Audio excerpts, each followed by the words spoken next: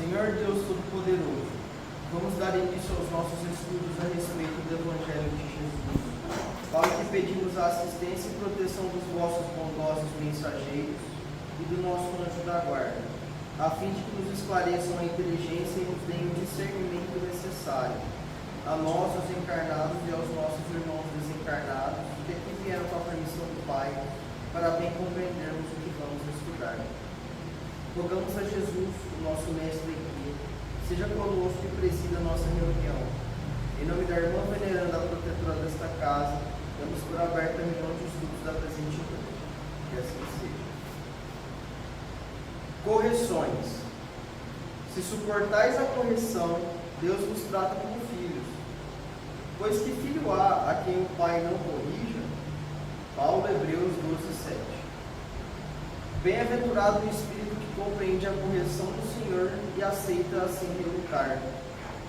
Raras, todavia, são as criaturas que conseguem entendê-la e suportá-la.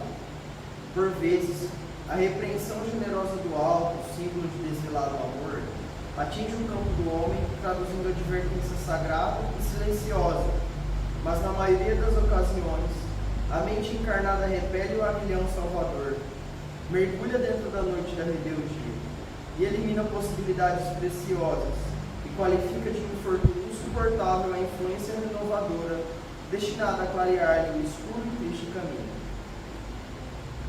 Muita gente, em face do fenômeno regenerativo, apela para a fuga espetacular da situação difícil e entrega-se inerme ao suicídio lento, abandonando-se à indiferença integral pelo próprio destino.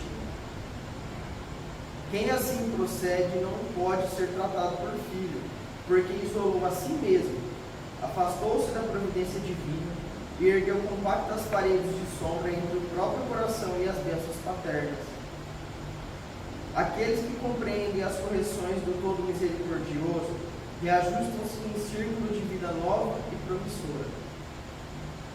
Vencida a tempestade íntima, valorizam as oportunidades de aprender e servir e construir, e fundamentados nas amargas experiências do homem, aplicam as graças da vida superior com vistas ao amanhã. Não te esqueças de que o mal não pode oferecer retificações a ninguém.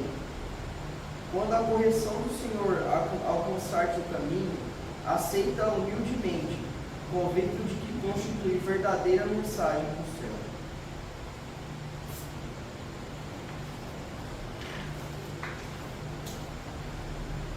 Pai nosso que estás nos céus, santificado seja o vosso nome, Senhor. Que venha a nós o vosso reino, que seja feita a vossa vontade, assim na terra como no céu. O pão nosso de cada dia nos dai hoje, Senhor. Perdoai as nossas ofensas, assim como nós perdoamos aos que nos têm ofendido. E não nos deixeis que entremos em tentações, e livrai-nos de todo o mal, porque seu é o reino, o poder e a glória para sempre. Amém. Espíritos esclarecidos e benevolentes, bondosos e mensageiros de Deus, que tendes por missão assistir aos homens e conduzi-los pelo bom caminho, sustentai-me nas provas desta vida. Dai-me força para suportá-la sem murmurar. Afastai-me dos maus pensamentos e fazei que eu não dê entrar nenhum espírito que tentar seduzir e conduzir-me no caminho do mal. Esclarecei minha consciência com relação aos meus defeitos e tirai-me de sob os olhos do que eu muito capaz de impedir de perceber e confessar-vos a mim mesmo. A ti, sobretudo, bondoso anjo da guarda, que mais particularmente velais por mim, e a todos vós, espíritos protetores que por mim nos interessados, fazei que me torne digno da vossa proteção. Conheceis as minhas necessidades, para sendo atendidas segundo a vontade de Deus. Que a paz que irradia do coração de Jesus e que abrange toda a terra, possa ser assimilada por todos os corações aqui presentes, tanto encarnados possa dessa paz, possamos compreender as leis que regem o mundo espiritual e ter a sabedoria de praticá-las em nossa vida diária.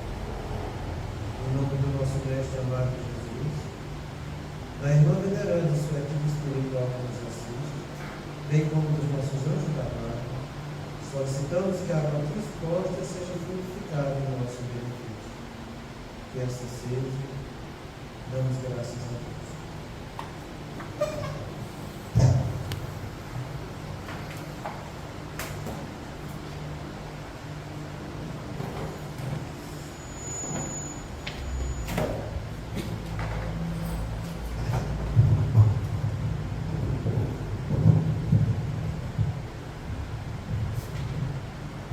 Boa noite.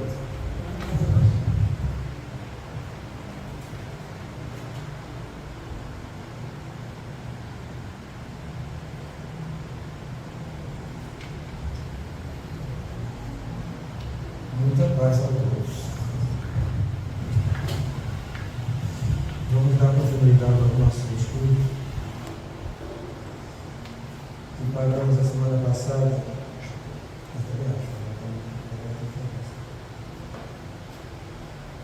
Para o outro lado. Isso. Isso aí. E a gente viu que as três formas de você impedir a influência sutil, né, que é a renovação moral, o hábito das orações e as condutas. A gente viu sobre a renovação moral, começando também sobre a oração. E esse é o comentário que o Ari faz, em que ele diz o seguinte: não é orar pedindo, mas a oração ação, fazendo a nossa parte naquilo que queremos alcançar com determinação. A oração é daquele que trabalha, daquele que executa, daquele que não fica se lamentando a pedir. A gente viu a semana passada que na oração eu posso louvar, pedir e agradecer. E que se você sabe louvar e agradecer, você já se conecta com Deus, porque orar é eu me aproximar de Deus, orar é eu conversar com Deus. E quando eu estou louvando e agradecendo de coração, eu já estou conectado com o Pai. E é como Jesus falou: o Pai, antes de pedir, já sabe do que você precisa. Então louve e agradeça primeiro, para depois você arriscar pedir alguma coisa, sabe? E a respeito dessa oração-ação, a gente tem essa mensagem do Livro dos Espíritos, que é a 663, e que ele resume, no meio da explicação, essa frase que eu gosto muito dela: agindo que a ti mesmo no céu te ajudará. Na verdade, essa frase a gente não sabe quem foi quem disse, não. Olha, eu já procurei por isso há muito tempo, sabe? E não encontro a fonte disso. Mas eu encontrei ela registrada no Livro dos Espíritos. Daí é uma frase muito interessante e que deve servir de norte para as nossas atitudes. É nessa pergunta que Kardec faz: pode nós, por nossas preces, afastar das nossas provas de expiações? E ele responde para a gente falando o que é que você vai alcançar quando você faz uma oração. Essa resposta ela é fantástica, sabe? Porque muitas vezes a gente faz oração do ponto de vista humano. O amigo costuma chamar do ponto de vista egóico, sabe? A gente faz oração pedindo para que Deus afaste os problemas, para que os outros resolvam nossos problemas. Essa é a oração do ponto de vista humano, é a verdadeira reza, sabe? Para que os outros resolvam aquilo que está nos incomodando. E a oração daquela pessoa que faz a verdadeira oração espiritual, não. Porque o Espírito sabe e foi preparado para, quando mergulhar aqui na Terra, passar pelas experiências que está passando. Não pense você que está passando por alguma experiência que você não foi preparado, porque absolutamente isso não acontece. Não acontece. Então, você tira, por essa afirmação que eu estou dizendo, a distância que a gente está de fazer com que nosso espírito seja atuante em nossa personalidade. Porque a gente vive muito mais a nossa personalidade e a gente vive reclamando de tudo e de todos que estão ao nosso lado. Reclama do pai, da mãe, reclama do tempo, do país, reclama do vento, entende? Se chove, não se faz sol, reclama de tudo. Mas você sabia que ia nascer aqui no Brasil. Você sabia que ia conviver aqui nessa região. Você sabia da proximidade das pessoas que você ia ter. Você sabia da família que você ia mergulhar. Você sabia dos irmãos que ia ter. Você sabia de tudo, porque a programação principal da nossa encarnação, ela é fidedigna. Então, saber os pais, a família, saber o local, porque ali você vai desenvolver sua atividade social, saber a profissão que você ia ter, saber o esposo que ia ter, a programação dos filhos, isso tudo faz parte do nosso plano existencial principal. Por isso que ele responde ao Kardec: Deus sabe das suas provas, só Ele sabe. E tem coisas que você vai ter que passar. Quando ele diz que tem coisas que vai ter que passar, é isso que eu estou dizendo. Entende? Se vai casar, se não vai, se vai ter um marido ruim ou uma mulher que vai encher o saco, entende? Se vai ter filho problemático ou não, entende? Isso tudo são coisas principais da nossa encarnação. Entende? E a gente, família, casamento, profissão, isso é fundamental. São coisas principais. Então isso a gente vai ter que passar. Aí ele termina: porém, Deus sempre leva em conta a resignação. E isso é o que mais me chama a atenção desde que eu comecei a ler o Livro dos Espíritos. É sobre essa palavra resignação. Porque é aqui que essa palavra é o norte de tudo na vida. Imagina, todas as provas e expiações podem ser atenuadas se você sabe trabalhar a resignação. E depois da gente muito estudar, muito ver, entende? Eu estudando com o meu moleque essa semana em casa, a gente falando sobre isso, assim me fez lembrar uma frase que tem no Livro dos Espíritos que define a resignação. Mas define com uma precisão assim fantástica, sabe? Isso está lá no capítulo 6, do Cristo Consolador. Tinha que estar lá, né? O Cristo Consolador. Não tinha canto mais propício a não ser esse, né? E que Kardec fala: o Espiritismo vem mostrar para os que sofrem e aos deserdados que existe um motivo justo e um fim útil. Isso é resignação. Eu saber que diante do sofrimento que eu estou passando, tem um motivo justo e vai ter um fim útil. Procure um motivo justo, que você vai saber a utilidade que aquilo vai ter para você. É a mesma coisa que Jesus fala para a gente lá quando ele está falando das nossas inquietações. Procurar primeiro o reino de Deus e sua justiça, e tudo vos será acrescentado. Então, que eu vou encontrar o motivo justo da minha dor. Porque a dor é minha, não é de Deus. Não foi Deus que criou a dor. Deus só cria amor. Só. Ele é, por excelência, o amor do amor. O que foge do amor somos nós que criamos. Então vê a distância que a gente está entre nós e Deus. Porque cada um sabe muito bem dos conflitos que está passando nessa encarnação. E é como a gente falou, são aqueles 4 pilares de conflito que a gente está vivenciando. Você com o seu corpo, você com a sua família, você com o seu cônjuge e você no meio socioeconômico. Todo mundo sabe das queixas que tem a respeito disso. Pois no lugar de se queixar, antes de fazer isso, quando você sentir a indignação daquilo que você está passando, remote em você para que você vá em busca da dignação, sabendo que aquilo tem um motivo justo e um fim útil. Então, diante de qualquer dor, pergunta para você mesmo aquilo que Paulo de Tarso falou para Jesus: que queres de mim, Pai amoroso? Não é perguntar o porquê, mas o para quê. Né? Por isso que é o que Paulo de Tarso fala: que queres de mim? Entende? E você procurando entender o que Deus quer de você diante daquela expiação, que tem um motivo justo, e vai ter um fim útil, é porque você tem que trabalhar o amor em cima daquilo, porque Deus é amor. E Ele quer o amor em cima daquela dor que você está sentindo. Porque foi você que criou a dor. Não adianta querer botar culpa nos outros. Nem tampouco nos obsessores. Não interessa. No próximo, no marido. Não interessa. Não bota a culpa nos outros. O problema é teu.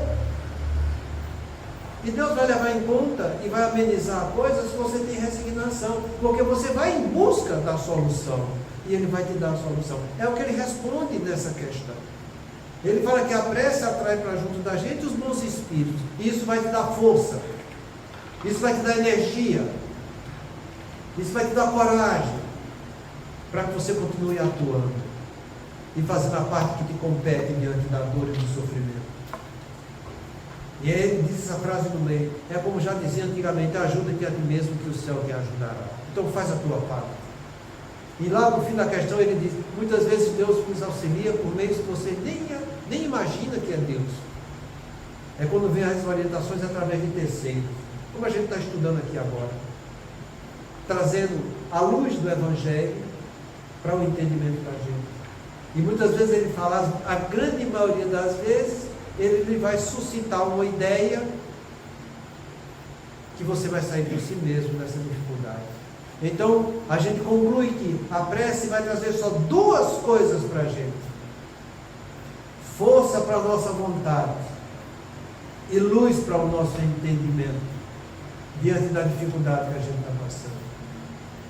É essa coragem que a gente vai ter, que os Espíritos vão nos fortalecer, para que a gente continue fazendo a nossa parte. Faz de ti, e o céu vai te ajudar, dando energia e luz para que você vá adiante. É nesse sentido que a gente tem que entender a oração. Porque se você fugir disso, você não vai encontrar respostas. E Kardec fez uma pergunta a respeito disso, que é o que a gente vai estudar aqui hoje. Kardec fez a seguinte questão: poderemos utilmente pedir a Deus que perdoe as nossas faltas? Quem nunca fez oração fazendo isso? Qual de nós que não fica pedindo o tempo todo perdão a Deus? E vai continuar fazendo. Porque isso já é um vício nosso. Mas é um vício que a gente tem que transformar ele em virtude. Porque a gente muitas vezes joga isso para que Deus resolva. E não é assim. Ele vai dar a resposta justamente da maneira correta que a gente deve viver. Então ele diz o seguinte: Deus sabe discernir o bem do mal. A prece não esconde as faltas. Aquele que a Deus pede perdão por suas faltas só o obtém mudando de proceder. As boas ações são a melhor prece. Por isso que os atos valem mais do que as palavras. Então, olha como é que ele começa a resposta. Deus sabe discernir o bem do mal. Será que a gente sabe discernir o bem do mal? Porque a gente foi criado à imagem e semelhança de Deus. A gente foi criado para trabalhar e chegar à perfeição diante de Deus. Se Deus sabe discernir, a gente tem que aprender a discernir também. É isso que ele está dizendo, sabe? Deus sabe discernir. Como que ele diz? Será que você não pode discernir também? Será que você vai só ficar pedindo para que Deus vai resolver seus problemas? Aprende a discernir, que Deus também sabe discernir. E discernir, eu fiz questão de trazer a definição, que é a definição mais ampla que eu vi, mais simples, sabe? Discernir, a habilidade de distinguir entre duas escolhas, ou capacidade de perceber características ocultas de algo ou de alguém. Então, são duas definições para uma palavra só. Deus sabe perceber as características ocultas de todos nós, sabe? Então, por isso que a gente fala para vocês que diante da prece, como está escrito lá no livro dos Espíritos, você precisa ter fé, fervor e sinceridade. Fé, que é esse sentimento de segurança íntima, do bom proceder que o pai que é perfeito tem para com o filho que é perfeito. Então, eu sei que Ele é perfeito e sei que posso ir até Ele. E sei que Ele vai me ajudar. É essa convicção que eu tenho que ter. Eu não vou duvidar da prece. Eu não vou ficar questionando. Será que? Não. Quem faz prece e faz oração, ele faz sabendo o que vai acontecer. Porque ele entenda, a prece é eu me aproximar de Deus. É eu ir na direção dele. Não é eu duvidar do que ele vai fazer. Então quem faz prece, faz com essa convicção. E quem tem essa convicção, não fica pedindo para os outros fazerem prece para ele. Porque ele sabe que está ele e o Pai. E por que a gente fica pedindo tanto para os outros fazerem prece para ele? Eu acho impressionante, sabe? Aqui tem uma maneira de correr um tal de nível de prece, que olha, é uma coisa fantástica, sabe? Vai de avô até neto, está entendendo? De vizinho do lado direito, vizinho do lado esquerdo, é uma lista desse tamanho de prece. Quer dizer que ninguém sabe fazer prece. Só os outros é que sabem fazer prece. Onde é que está a fé em Deus nessa hora? Onde é que está essa convicção íntima? Essa certeza que Deus é teu Pai perfeito, que você é um filho perfeito. Como é que você quer que Deus vai resolver alguma coisa para você, se você não tem esse reconhecimento dele? A gente sempre falou para vocês que em relação ao superior, e o superior supremo é o nosso Pai, você tem que ter obediência, temor e submissão. Sem isso, você não está respeitando Deus. Porque o respeito em relação ao superior envolve essas três coisas. Você é obediente, aceitando o que ele está te dando na vida, ou você fica reclamando? Quem é obediente não reclama. Se eu estou reclamando, eu não estou sendo obediente. Se eu não sou obediente, eu não respeito. Se eu não respeito, como é que eu posso ser submisso a ele? A uma coisa que eu não tenho respeito. Essas coisas você tem que analisar, sabe? Porque se você quiser catucar o ego de alguém, você chega para ele e diz, tu não tem fé. Entendeu? Já fica horrorizado, sabe? Como não tem fé? Se eu não tivesse, não estava aqui. Eu já tinha morrido. E ainda vai, dramatiza, né? Dramatiza. É aí que está o X da questão, sabe? A pessoa vive do ponto de vista exclusivamente egóico, personalístico, humano, inferior, entende? Fugindo daquilo que Deus fez para ele, não aceitando as provas e expiações, sabe? E quando você dá uma chamada para que ele entre no caminho da fé para poder fazer uma oração, fica muito incomodado. Mas que fique. Problema dele. O meu problema é amar, e quem ama leva a verdade. Se ele vai gostar ou não, não interessa. O que interessa é o amor que eu estou dando. Se ele vai aceitar ou não, o problema é de cada um. Entende? Então eu tenho que entender isso, sabe? Que eu tenho que ter fé, fervor. Mas não é uma emoçãozinha, não. É emoção. São reações físicas e mentais. Diante de qualquer fato ou circunstância. Seja positiva ou negativa, que vai gerar o quê? Aceleração do coração, sabe? Você vai ficar ofegante, vai respirar acelerado, você vai sentir calor, você vai transpirar, entendeu? Você vai ficar vermelho. Isso é fervor. Você sente isso quando faz a oração? Porque se você não sente, tem alguma coisa errada, você está frio. E é como está lá no Apocalipse. E por você nem ser quente nem frio, o Pai vos vomitará. Está lá no Apocalipse. Nem por ser quente nem frio, eu vos vomitarei de mim. Palavras que está escrita. Então a gente tem que ser quente, tem que ter fervor, tem que ter essa fé, tem que sentir a emoção e fazer isso com sinceridade.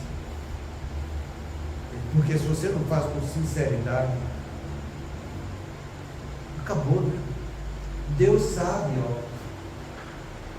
tem a capacidade de perceber características ocultas de algo ou de alguém.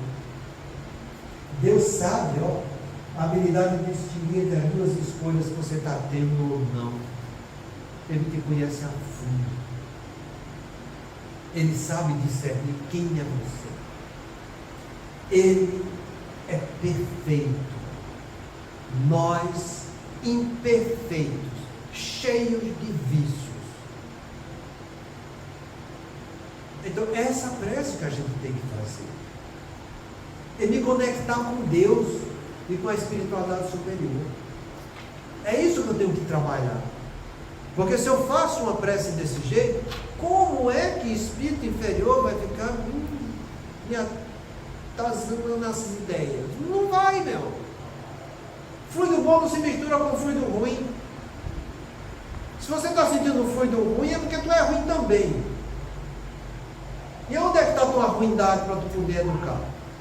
Porque se você educa a sua ruindade, a ruindade do outro vai encontrar ligação fluídica para poder chegar até você. Mas não, você acha que o ruim é o outro, que você é bonzinho. Ah, como eu escuto isso no consultório. Mas eu sou tão bonzinho. Aí eu falo para eles, o que é que Jesus falou para o jovem quando chamou ele de bom? A maioria não sabe. Não sabe, não. Mas sabe dizer que ele é bonzinho. Jesus falou, por que você me chamou só de bom? Se bom é só o Pai que está no céu. Se Jesus não aceitou essa qualidade de bom, você é bonzinho? E ainda usa um diminutivo, né? Bonzinho. Então, gente, o que a gente tem que fazer? Trazer luz para o nosso entendimento. Para que eu, entendendo a coisa com maior profundidade, eu possa fazer algo de melhor que vai estar ao meu alcance. Senão vai ter processo de encarnação, trocando duas palavras para lá, e não vai acontecer nada. Aí depois que desencarnar, vai achar ruim por quê? Porque tudo está aí para você entender.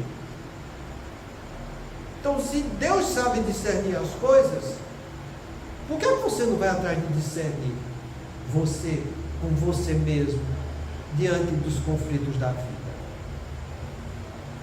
Por que você não vai separar, distinguir as coisas? O que é que eu faço do ponto de vista do ego, o que é que eu estou fazendo do ponto de vista espiritual, o que é que a vida está querendo de mim, o que é que eu devo fazer diante disso? E isso é discernir. O que é que Deus quer de mim? Com esse marido que eu estou tendo que me enche o saco. Eu tenho paciência. E que a mulher que me atormenta? Que eu tenho paciência também. Porque eu sempre falei para vocês, se quer trabalhar a virtude, o pedestal da virtude é a paciência e a coragem. Porque aquele que tem paciência, sabe tolerar, e sabe perseverar, tendo discernimento na vida, com perseverança, ele vai vencer tudo. Faltou a paciência, já se conectou com o negativo. Reclamou, piorou. E ainda se acha bom na vida, sabe? E tem gente que reclama tanto que ainda fala, mas eu sou teimoso. E fala isso com orgulho, sabe? Nego faz errado, quer botar um pino quadrado no buraco redondo a vida inteira e quer continuar fazendo, e acha que aquilo ali é bom. Claro.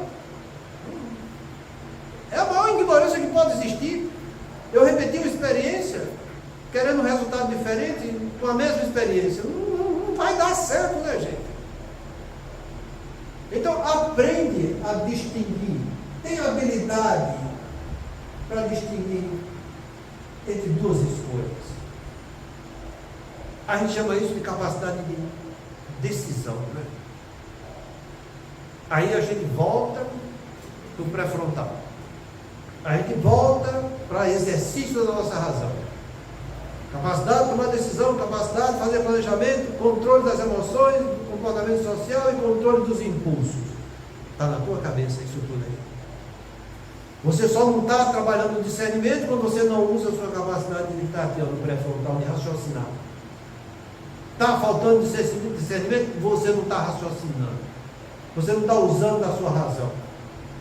Vai reclamar de quem? De você, uai. Deus te deu a ferramenta, o teu miolo está aí, tem tudo que todo mundo tem. Reflete do meio. A hora que quiser refletir, vai refletir. Quando quiser estudar, vai estudar. Entende? Quando quiser parar de ser preguiçoso, vai parar de ser preguiçoso. Quando quiser ter paciência, vai ter paciência. Porque é aí que está a tua decisão. Agora eu quero que Deus me afastar. As nossas faltas, mas não quero trabalhar a decisão? Não. Deus sabe discernir as duas escolhas do bem e do mal. Você sabe também. Você sabe. Santo Agostinho fala isso na ingratidão dos filhos e laços de família. Ele fala, não é preciso ter saber, conhecimento no mundo espiritual para fazer a educação dos seus filhos. Porque todo mundo sabe a diferença entre o bem e o mal. E pode educar seus filhos no caminho do bem. Isso faz parte da nossa inteligência afetiva, que independe da cognitiva. Elas podem trabalhar juntas, mas uma é autêntica na sua execução. Então todo mundo sabe e tem essa inteligência afetiva, sabe distinguir entre o bem e o mal. Todo mundo sabe fazer uma avaliação profunda das coisas, principalmente dele, porque da minha essência só eu sei, e Deus. Dos outros eu só sei a aparência. Então você tem essa capacidade, essa habilidade de conhecer a sua essência na hora que você quiser. Na hora que quiser. Vá lá, analise, veja você, veja o que é que te passa no coração. Jesus sempre pediu para a gente fazer isso, sabe? Analisar o nosso coração, ver a nossa afetividade. Não construa o vosso tesouro na terra, onde a traça, a ferrugem corrói. No mundo humano. Construa o vosso tesouro no céu, no mundo espiritual. Onde nem a traça, nem a ferrugem corrói, nem os ladrões roubam. Porque onde está o teu tesouro, vai estar teu coração. Aonde está o nosso tesouro? Só você sabe. Eu sei do meu. Se eu me analisar, se eu for refletir a fundo. Então vocês vão atrás disso. Porque se você está tendo influência negativa, teu tesouro não está do lado positivo. Teu tesouro também está do lado negativo. Porque é preciso as duas coisas estar do lado negativo para que elas se entrelacem uma com a outra. Fluido bom não se mistura com fluido ruim. Educa o que é negativo teu. Porque tudo que está negativo em volta de você por causa daquilo, ou vai melhorar também, ou vai procurar outro caminho para eles. A escolha é sua. O corpo é seu, o espírito é seu, a capacidade de pensar é sua, a capacidade de sentir afeto é você, você tem tudo com você. Então faça. Aprenda a discernir, porque Deus sabe. E quando eu estou fazendo isso, discernindo, indo atrás da minha essência, eu estou do lado de Deus. É isso que ele está dizendo aqui. Se Deus sabe discernir e eu estou trabalhando no discernimento, eu estou do lado de Deus. Eu já me desconectei com o que é negativo. Então eu vou saber discernir o bem do mal. Vou trabalhar no caminho do bem e vou educar o mal, porque é assim que Deus vai fazer, entende? E ele continua.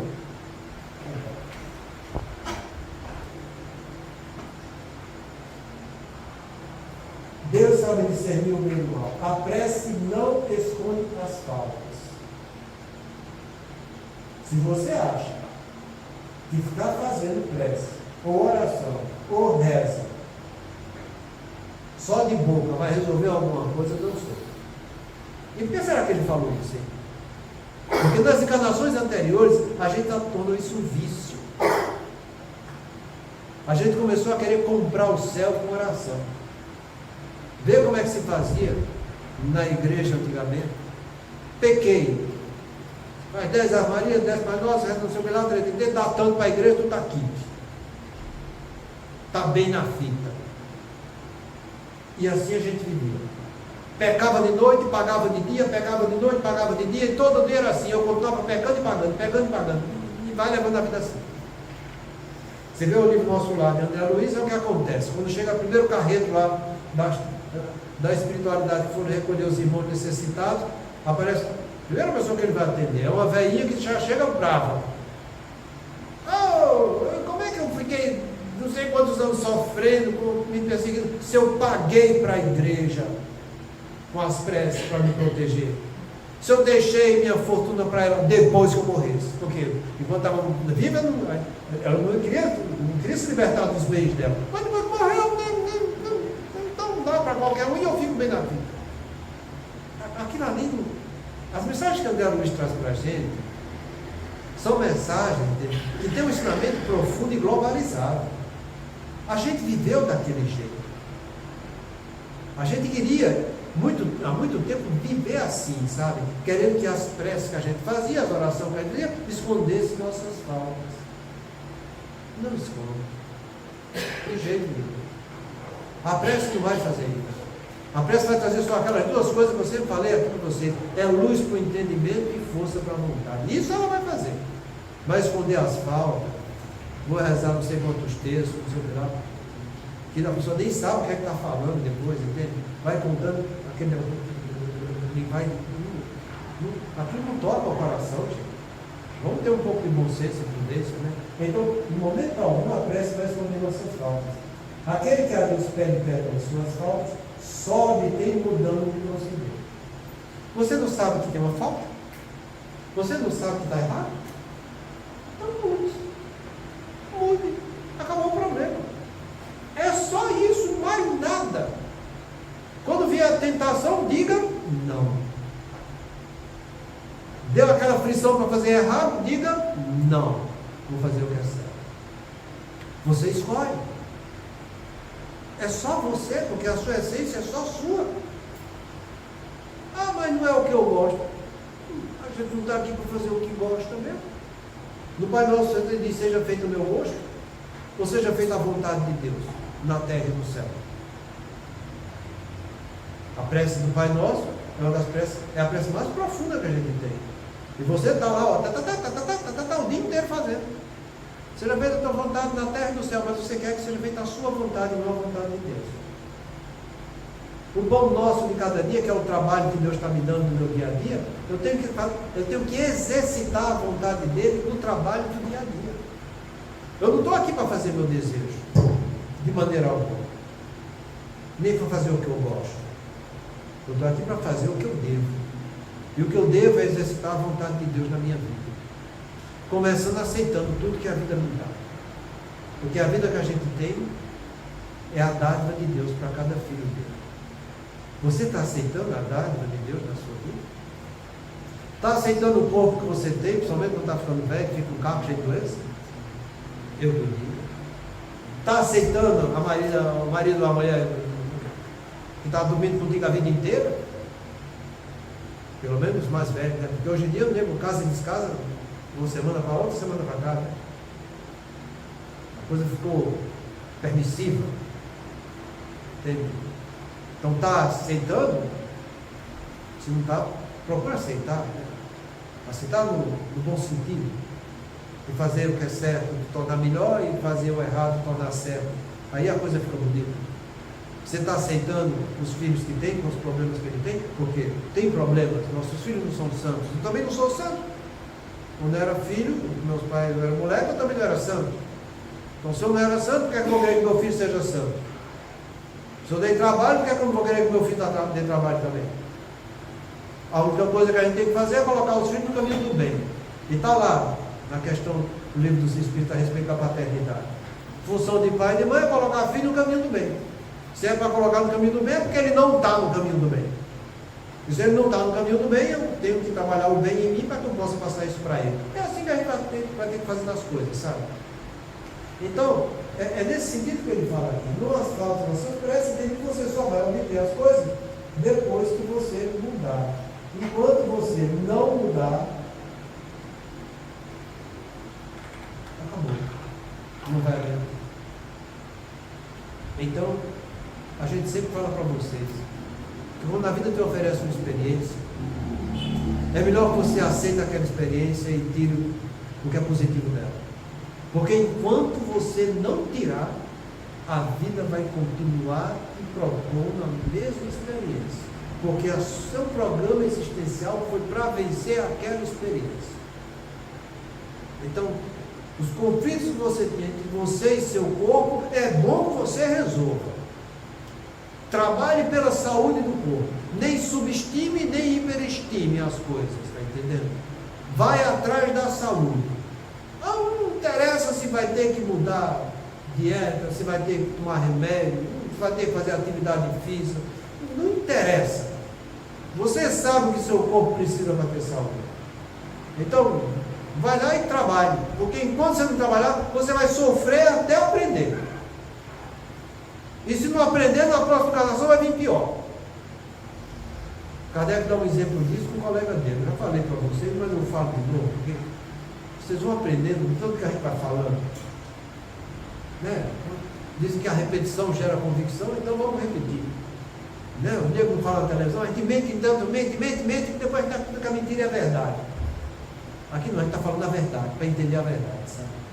Então o Kardec conversa com o colega dele, que vai evocar ele durante o sono, para analisar como é que comporta o espírito liberto do corpo quando ele está encarnado.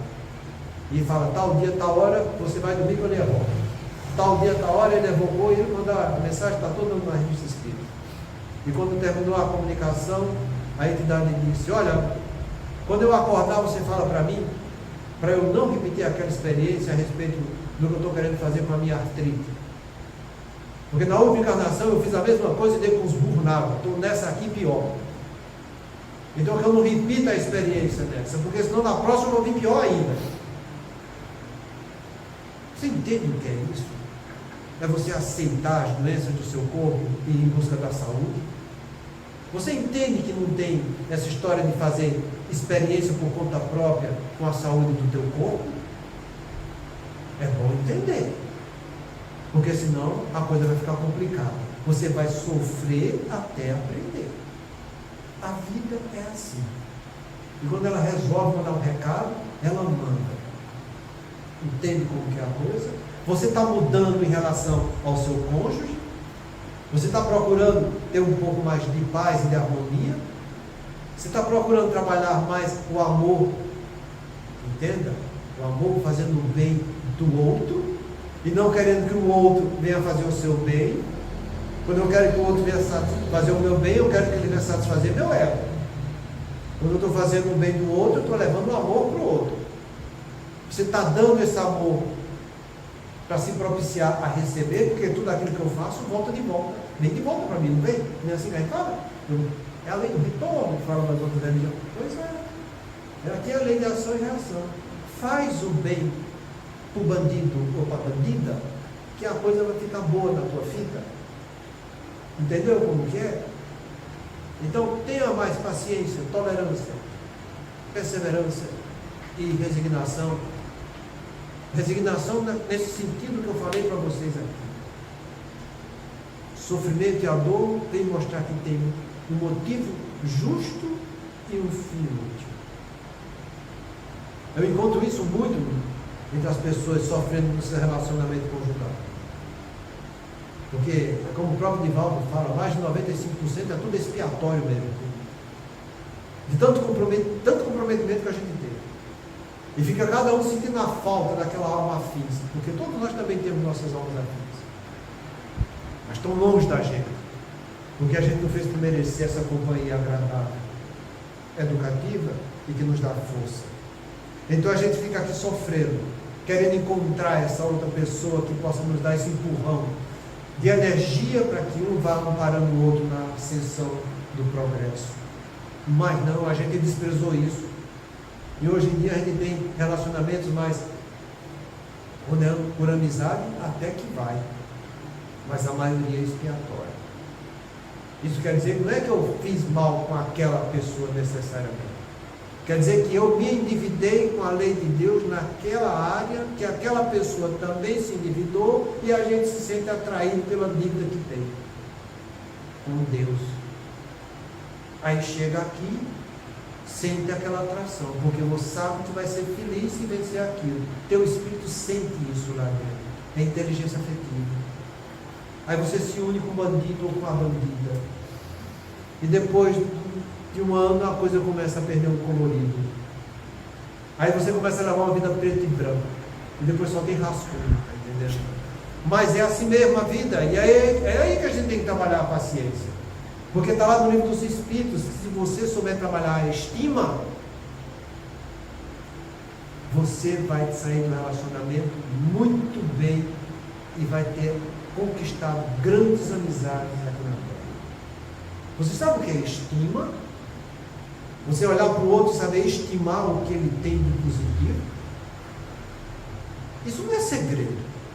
Jesus falou diante dos inimigos: bendizei os que vos maldizem, fazei o bem aos que vos odeiam e orai por aqueles que vos perseguem e caluniam. Isso é estima. Está tendo complicação um com a cara do outro? Vai bendizer o que o outro tem, extrai o que é bom dele, vai fazer o bem para ele, entende? Vai orar por ele também, já que você está vendo que está tendo encrenca do lado dele. Isso é estimar. Isso faz você vencer as dificuldades, porque você está indo atrás do que é positivo. E o que é positivo eu vou receber também, desde que eu faça o que é positivo. É assim que a gente está entendendo, entende? Porque é que eu vou ter que mudar, entende? O meu proceder. É com o meu corpo, é com o meu cônjuge, é com os filhos, do mesmo jeito. Eu vejo muitas vezes reclamar dos filhos, entende? E às vezes eu pergunto para os pais: mas você sabia que até os 4 anos de vida você podia ter ensinado ele a aprender? E ele fica olhando para mim com uma cara de taxa e diz: o que é isso, doutor? Eu digo: pois é, rapaz, era assim que tu devia ter educado teu filho, tu não sabe nem o que é isso. Então, se você não educou, como é que está cobrando dele alguma coisa? Ah, mas eu não sabia. O problema é seu, eu estou fim do mundo que quis. Na hora de fazer é bom, na hora que a coisa está vindo, reclama. Só gosta do prazer do gozo. O resto é só trabalho. E olha, com o gozinho ali, 1 minuto, acabou. Então é isso que você tem que entender. Nossos filhos é para que a gente eduque, colocando no caminho do bem, tirando eles dos instintos negativos que eles já vão mostrando, desde que começa a chegar, desde quando está na barriga, já começa a mostrar os instintos dele. E aí a gente já deve fazer oração para essas crianças, sabe? Como está lá, a gente tem que, até nos primeiros 1000 dias, é quando você conquista seu filho, e vai conquistar como? Aquelas 3 coisas: carinho, afeto e atenção. Não é você dar roupinha, hoje em dia é mêsversário, não é assim a palavra? Ou eu estou falando errado? Todo mês tem um aniversário. Para quê, meu? Já vai levando a ilusão do ego na criança, entende? Faz uma coisa que tenha uma coisa lógica, faz uma coisa em benefício daquela criança, meu. E sai dessas coisas, entende? Então a gente tem que mudar a nossa conduta. Aí você vai dizer: ah, meu filho já está grande. Não está grande, mas é teu filho. Relacionamento é vertical. Então chega para ele e diz: pisei na bola contigo, hein? Fiz um monte de coisa errada. Eu sei que é errado, agora eu quero te falar como é que é o certo. Se ele vai aceitar ou não, o problema, você fez a sua parte. Humilda teu orgulho. Fala para ele que tu aprendesse coisa melhor. E que você não quer que ele continue sofrendo. Faz isso porque tu vai tocar o coração do teu filho. É nesse sentido que a gente fala que a pessoa tem que mudar, sabe? E também mudar do ponto de vista do meio social que você está vivendo. E aqui é que a coisa é complicada. Porque o que a gente fica vendo de zap, desses contatos sociais que tem hoje em dia, Facebook, Twitter, X, não sei das quantas, coisa e tal. Gente, às vezes eu fico olhando o que está chegando, eu vou notar quantos positivos tem aqui. É difícil.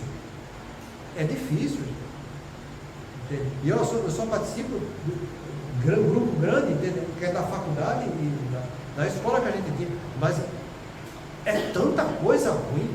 Eu fico perguntando para mim: será que as outras meios sociais que as pessoas vivem são do mesmo jeito? Acho que não deve ser lá muito diferente, não. Porque a gente vai só cancelando. Você escolhe. Se você aceita aquela provocação negativa, e tem gente que se delicia, né? Aí ele sente fervor, os olhos arregalam, tem gente que chora de paixão por aquele negócio, né? É porque esse é meu candidato, briga e xinga. Isso é que é fervor. Você sente isso quando faz oração? Mas para fazer coisa ruim, sente.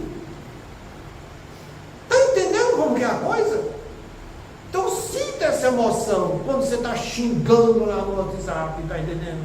Com os olhos vermelhos lá. Tem gente que infarta, meu. Faz isso em oração. É isso que a gente está falando do fervor. Fé, fervor e sinceridade. Porque enquanto você não mudar, não adianta. E ele termina dizendo que as boas ações são a melhor prece. Por isso que os atos valem mais do que as palavras. Aqui acabou, foi um tipo de misericórdia. Né? Ou você faz as boas ações, ou então dançou, negão. Pode ficar falando. Se não fez, não adianta. Não adianta. Então é nesse sentido que a gente fala a prece aqui em cima, o hábito da oração. E aí a coisa complica. Porque se eu não faço a oração como deve ser, imagina se eu vou ter o hábito daquilo que eu não faço. Não vou ter. Porque o hábito para eu adquirir é um comportamento repetido inúmeras vezes. Então eu não só tenho que orar uma vez, porque eu estou sentindo a pressão daquele amigo que eu ainda não conquistei. Não é só na casa espírita que eu vou fazer oração e lá fora viver a coisa vida que mora. Não. É o hábito da oração. É você fazer hoje, o tempo inteiro, o dia inteiro, sua vida inteira. Sua vida vai ser uma oração. Como o João falou para a gente, né? A tudo dai graça. É essa uma oração que você pode fazer diante dos conflitos da vida. Chegou, causou indignação, dai graça. Dai graça porque Deus quer que você se recupere diante daquilo. Então, faz essa oração nesse sentido que ele está falando aqui, inúmeras vezes. Porque foi Jesus que pediu para você fazer isso, não foi ele não. Vigiai e orai para não entrar em tentação. Porque na verdade o espírito está pronto, mas a carne é fraca. Não disse tudo. Mas não, a gente esquece o espírito que está pronto e a gente se encanta com que a carne é fraca. E fica querendo que aconteça tudo de bom em nossa volta. Não vai acontecer. A carne está aqui para me dar sensações, para eu educar meus sentimentos. Trabalha o lado espiritual em cima do que é carnal. Você vai sair bem na fita. Agora, se você não trabalhar o espiritual, acabou. Para trabalhar o espiritual, eu tenho que usar meu pré-frontal. Eu tenho que usar minha capacidade de ter a função executiva. Eu tenho que saber tomar decisões, discernir. Depois que discernir, ter o consenso de fazer um planejamento em cima daquilo que eu discerni e que eu escolhi. É aí que vai estar a minha boa vontade. É eu planejar. O que é que eu vou fazer durante o dia? O que é que eu vou priorizar no meu dia? O que é que eu tenho que montar de disciplina para atingir essa meta, desse discernimento que eu sei que é o correto? Então você planeja um dia melhor. Um dia que você vai fazer coisas mais positivas, porque você já sabe que está cheio de coisa negativa. Então vai atrás de fazer o que é bom. Isso é que é planejamento, entende? E quando você planejar, você vai dizer, eu vou ficar vigilante. Vigilante para que a emoção não me pegue de surpresa. Porque quando chegar a experiência, eu vou dizer, eu já sei do lado negativo. Agora eu vou me controlar para fazer o positivo. É esse controlar que a gente chama de volição. É você juntar a vontade com a capacidade que você tem de ter o controle das suas emoções, do seu comportamento social e dos impulsos que vêm lá de dentro das suas imperfeições. É assim que a gente deve fazer. Orar nesse sentido e nessa direção. Para que Deus, vendo o esforço que a gente está fazendo, mande cada vez mais força para a nossa coragem e mais luz para o entendimento para que eu tenha cada vez mais discernimento e tome condutas mais primorosas na minha vida. Terminou, né, Rangel? Pois é. Semana que vem a gente vai falar das leituras mais uma vez. Muita paz a Deus.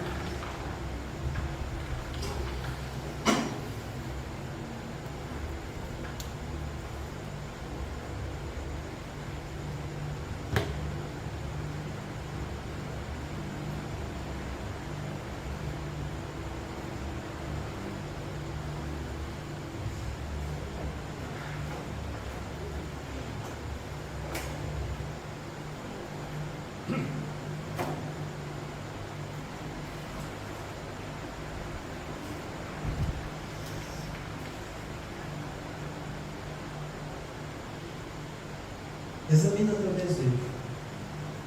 Mediunidade é instrumento de prática e cada criatura consciente pode sintonizá-lo com o objetivo que procura. Médium, por essa razão, não será somente aquele que se desgasta no intercâmbio entre os vivos da terra e os vivos da espiritualidade. Cada pessoa é instrumento vivo dessa ou daquela realização, segundo o tipo de luta a que se subordina. Acharás o que busca, e ensina o Evangelho. E podemos acrescentar: farás o que desejas. Assim sendo, se te relegas à maledicência, em breve te constituirás em veículo dos gênios infelizes, que se dedicam à injúria e à crueldade.